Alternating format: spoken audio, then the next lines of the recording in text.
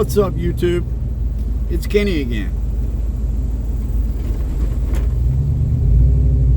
I go hang out in the park here, make a video. I'm in my personal vehicle, so I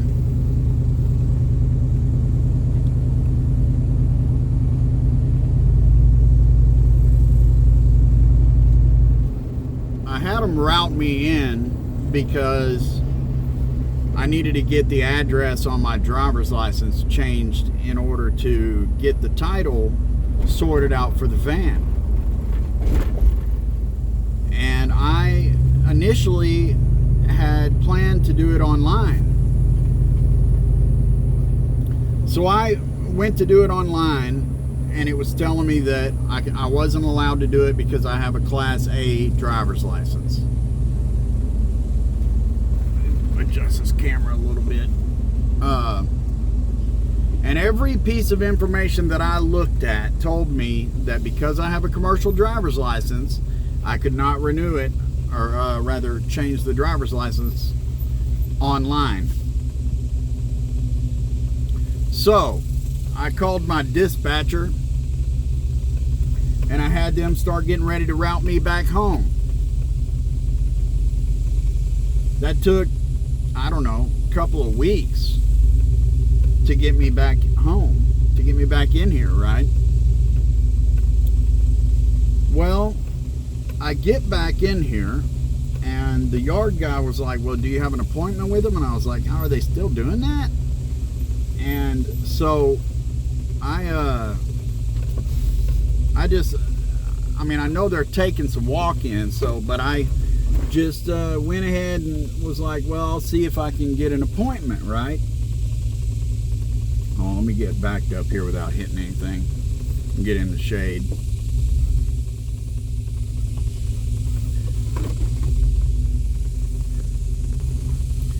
So I try to make an appointment, and when I go into the online stuff and I navigate everything, go to make the appointment, enter in my driver's license number, and it tells me you're eligible to do this online.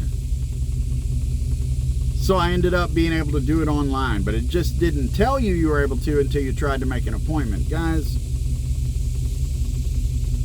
I mean, yeah, I'm home, but I didn't want to be home. I'm losing money. Today, at least 1 day's worth of pay. And potentially 2 days worth. And it just pisses me off because if I would have known this and would have done it online 3 weeks ago, then everything would have gone really smooth. I'm waiting on this title, and by the time it got in, my driver's license should be in or whatever. But now it's 3 weeks later, so I got to stay out that much longer before I get the title and the driver's license all done. It's just a pain in the ass, all right? $175 or whatever that I lose, no big, huge deal, but I wasn't ready to come in yet. And I know I got the sounds of the forest. But, this is what it's going to be pretty soon, guys. Forests and parks. And this is Gateway Park in Fort Worth. This is a place that I like to come sit sometimes. It's peaceful, and it's frisbee golf. You can see the frisbee golf things they've got everywhere, and you'll see people running through here doing that frisbee golf all the time. There's a little bit of a jump when you change the camera, so yeah, but I like this little park, and I'll come down here and sit and have a cold drink and just enjoy. Every once in a while you get approached by somebody out here cruising. That's just kind of the nature of this park thing or whatever, and don't bother me.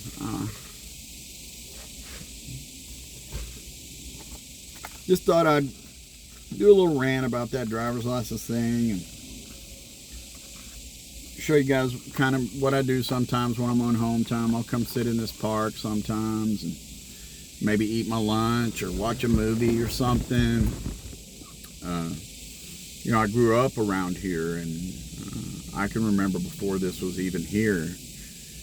And on the way down here, you take this little windy road, and it's got these railroad tracks we used to jump in vehicles, and a little spot down through there that used to, you could lift up the little gate and walk down in there. And when we were kids, we would skip school and walk down there and go up in there, and there's this creek, and we would go, you know, strip down to our underwear and get in the water and play and skip school. And you know, it's where I grew up. It's my place, you know what I mean? So yeah, it's Texas. It's like 100 degrees right now, and my truck doesn't have air conditioning.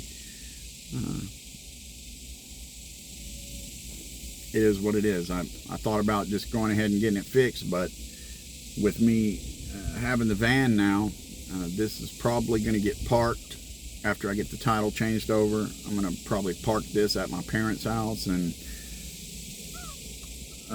drive that van while I'm, you know, that I need to get some time driving it so I can feel out like what I might want to replace or not need to replace in it. Had some thoughts about, I think there's probably an auxiliary battery in that thing, and I'm ready to get some real time with it and get up underneath it and, you know, really get a really good survey of stuff. And I need to see what the electricity looks like up underneath the headliner, because it's got that TV and lights, and it's got air conditioning stuff up under it. Really need to get a look up under there, because of the fact that I'm going to cover basically the whole top of it with solar panels. It's going to be in the shade. You know, theoretically, it will be shaded all the time, so I don't feel like I have to do any heavy-duty insulation on the top.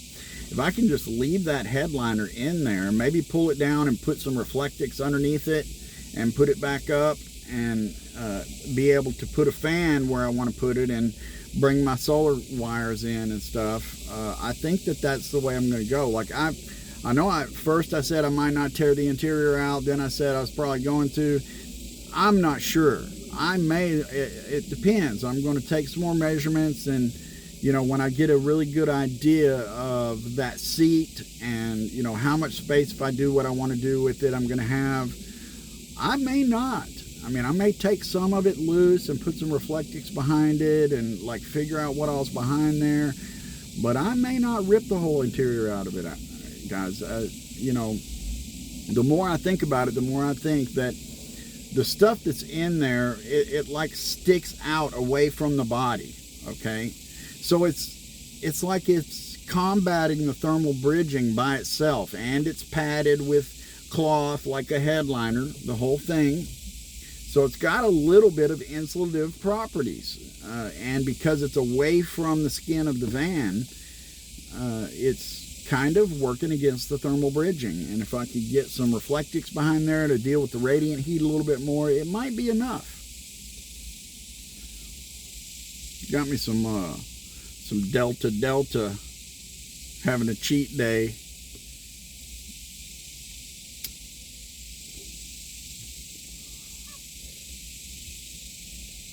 It's coming together. I'm looking forward to getting rolling on it. I'm kind of flip-flopping back and forth on some of the solar, or some of the, how I'm going to do the power.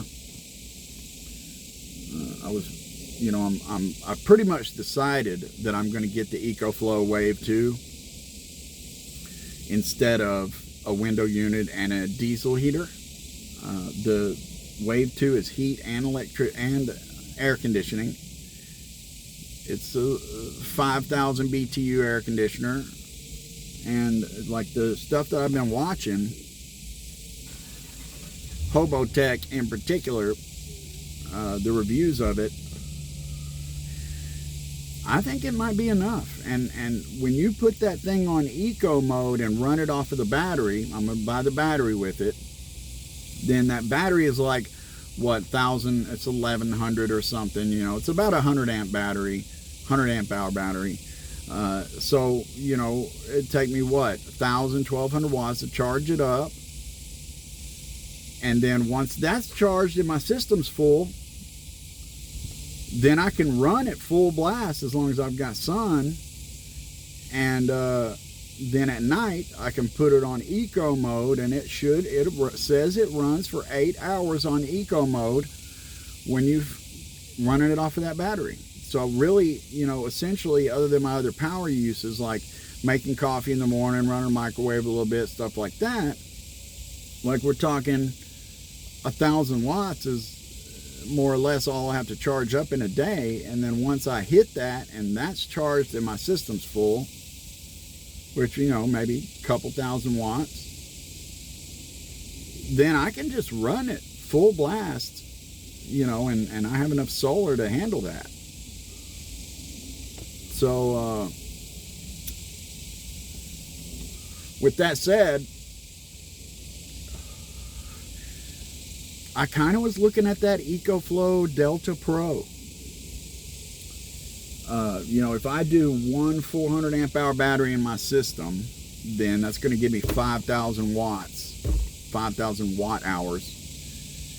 And, you know, I really think that with the battery of that thing, that's more than enough. And that EcoFlow Delta Pro is 3,600 watts hours. So, like, it might be enough. There are some limitations and some problems with it.